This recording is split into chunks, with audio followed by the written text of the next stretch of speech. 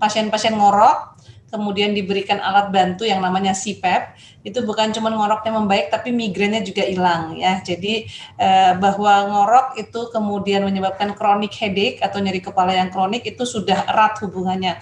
Tapi kita masih belum tahu nih, ngoroknya yang bikin migrain atau justru karena dia nyeri kepala atau migrain kemudian dia minum obat-obatan yang bisa beresiko bikin ngorok atau malah bikin kualitas tidurnya nggak baik. Jadi masih terjadi perdebatan. Tapi kalau bisa kita simpulkan dari penelitian tadi bahwa kemungkinan besar memang ngorok ini menyebabkan atau disebabkan oleh OSA ya, obstructive sleep apnea.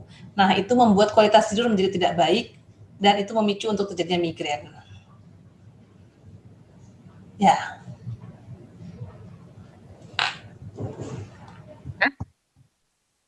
Ya, terima kasih Dokter Roxy. Kemudian untuk Bapak Beni nih, Pak Beni ini ada pertanyaan dari apoteker Inayatul Kasrati, Pak Beni. Bagaimana sih jika NSAID dikombinasi dengan ranitidin bukan PPI? Oh, baik. Ini tergantung untuk profilaksis resikonya untuk yang akut atau yang kronis, karena untuk yang ranitidin dia polanya agak beda dengan PPI. Jadi dia itu kalau misalnya Ibu Inayatul mau cari jurnalnya itu ada. Jadi ranitidin itu relatif cepat untuk menurunkan pH gitu. Maaf, untuk naikkan pH. Untuk naikkan pH berarti kan menghambat sekresi gitu. Tapi setelah itu seperti ada kompetisi dengan histamin sehingga efeknya mulai hilang. Dalam berapa hari itu hilang. Jadi dari basic itu tergantung ke ranitidinnya memang untuk yang profilaksis akut gitu, misal dapat ketorolak gitu, dapat ranitidin still fine gitu. Tapi kalau misalnya untuk yang kronis gitu, misalnya rheumatoid arthritis gitu, untuk ngurangin resiko GI kronisnya pakai ranitidin kok baiknya lebih baik yang PPI. Gitu. Oke. Baik, Pak Beni. Ya. Untuk terapi nyeri khusus NSAID dengan PPI tadi, tapi resiko pasien tadi tidak memiliki GI. Bagaimana tindakan kita sebagai apoteker khususnya edukasi kepada pasien nih Pak Beni? Untuk edukasi, saya edukasi dulu ya. Jangan sekali-sekali bilang kalau misalnya memang, apalagi kalau misalnya tahu gitu, tahu ini memang tidak ada masalah gitu, technically untuk profilaksis itu. Jangan sekali-sekali bilang ini obat lambung, hati-hati. Karena itu seperti mensugesti pasiennya, oke, saya punya lambung begitu. Yang bisa memicu adanya misuse. Yang kita khawatirkan kan sebenarnya misuse, yang sebenarnya tidak pakai, ternyata malah jadi habit, terus diminumi, terus itu yang hati-hati kan. Jadi untuk edukasi ya oke, ini untuk bantu ngurangin resiko efek sampingnya obat ini gitu. Biasanya apakah saya ngomong itu ke pasien? Iya. Dan biasanya pasiennya itu bukan takut tapi tanya sih berarti. Oh berarti kalau misalnya nggak pakai ini gitu, nggak pakai obat ini berarti nggak usah diminum ya gitu. Nah itu kita tanyain balik. Nah ini Bapak katanya dokternya ini untuk nyeri yang apa gitu. Kalau misalnya nyeri OA kan berarti terus tuh.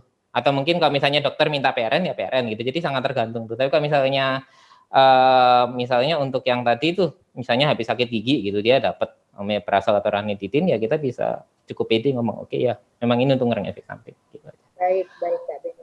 Dan tergantung dari obatnya sih Bu.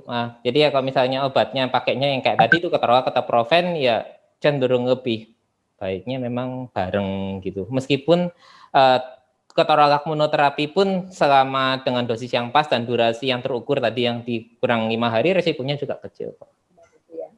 Baik, Kak Beni. Kalau misalnya ada tambahan terapi seperti glukosamin, chondroitin dalam nyeri sendi mampu meminimalisir hingga penyembuhan nyeri sendi nggak ya itu Pak?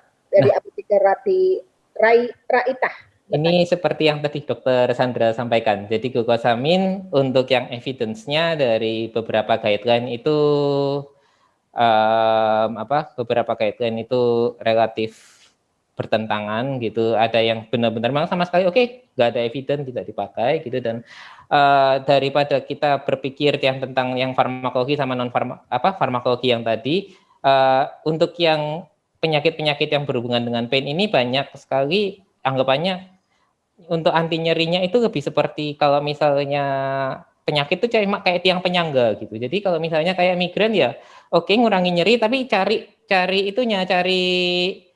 triggernya apa gitu. Kalau misalnya nggak tahu triggernya apa ya berakhir dia minum obat terus gitu kan. Misalnya OA juga sama, farmakologi. Kalau misalnya pasiennya obes tuh, akan jauh lebih efektif kita mengencourage untuk dia ke gizi, untuk ngurangin berat badannya daripada kita milih anti terapi obat nyeri mana yang baik, karena ya itu yang tadi, nyeri itu cuma penyangga ya supaya dia enak gitu. Ya, kita harus cari penyebab utama ya dari keluhannya itu ya, Pak Beni ya. Baik, ini ada lagi pertanyaan untuk Dr. Sandra, Dok. Ya, Bu. Ya, Dr. Sandra, ada pertanyaan dari apoteker Silvi Hartuti nih, Dok. Mohon penjelasan untuk terapi osteoporosis menggunakan hyaluronat injeksi, Dok. Bagaimana terapinya dan apakah harus ada pemulangan pemberian terapi ya, Dok ya, untuk injeksi ini? Ya, jadi untuk hyaluronat, jadi penggunaan hyaluronat ini sebenarnya dahulu itu berbasis bahwa dia semacam lubrikasi dan sekaligus juga dia memiliki suatu efek antiinflamasi dikatakan. Akan tetapi hampir mirip dengan glukosamin tadi dalam beberapa guidelines. Jadi memang yang kembali berbeda. Kalau dari guidelines ACR strongly recommended against, jadi tidak merekomendasikan penggunaan injeksi hyaluronat, tapi pada guideline daripada ORC tadi, dia merekomendasikan conditionally, tidak strongly, pada kondisi-kondisi khusus di mana kita mungkin tidak bisa menggunakan NSAID, baik topikal maupun yang oral. Jadi pada prinsipnya ini merupakan seperti yang sudah dikatakan Pak Beni tadi, bukan merupakan suatu terapi yang utama dan kita biasanya hanya bisa berikan kalau istilahnya yang lain kita tidak bisa lakukan. Nah, kembali tetap pada modifikasi pola hidup, joint protection, jaga sendi kita, misalnya jangan terlalu banyak naik turun tangga, membawa beban berat, menurunkan berat badan, itu juga penting. Kemudian malah memakai alat bantu seperti misalnya kalau perlu pakai tongkat untuk sementara waktu dan kalau perlu pakai knee brace, itu malah strongly recommended pada guidelines yang terbaru. Jadi mungkin usaha-usaha itu yang kita lebih pilih dibandingkan injeksi daripada hyaluronat. Terima kasih. Terima kasih sekali Dr. Sandra.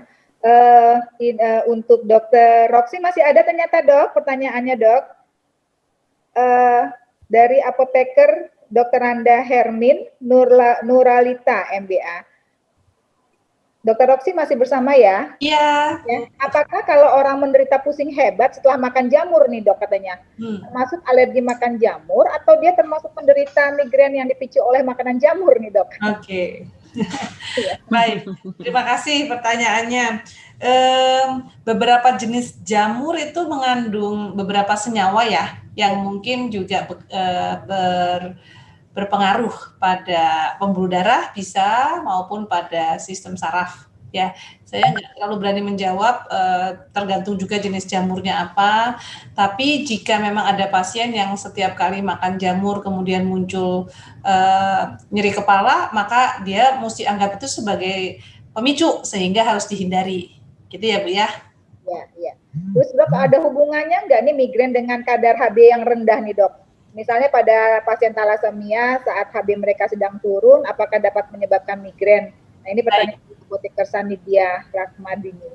Baik, saya akan coba jawab karena banyak pertanyaan yang mirip seperti ini ya. Jadi kita bagi nyeri kepala itu menjadi nyeri kepala primer dan nyeri kepala sekunder. Pada nyeri kepala primer itu tidak ada penyebab yang spesifik. Ya, contohnya ada 3 tuh, tension type headache, migraine dan cluster headache. Lalu pada nyeri kepala sekunder itu ada penyebab yang spesifik.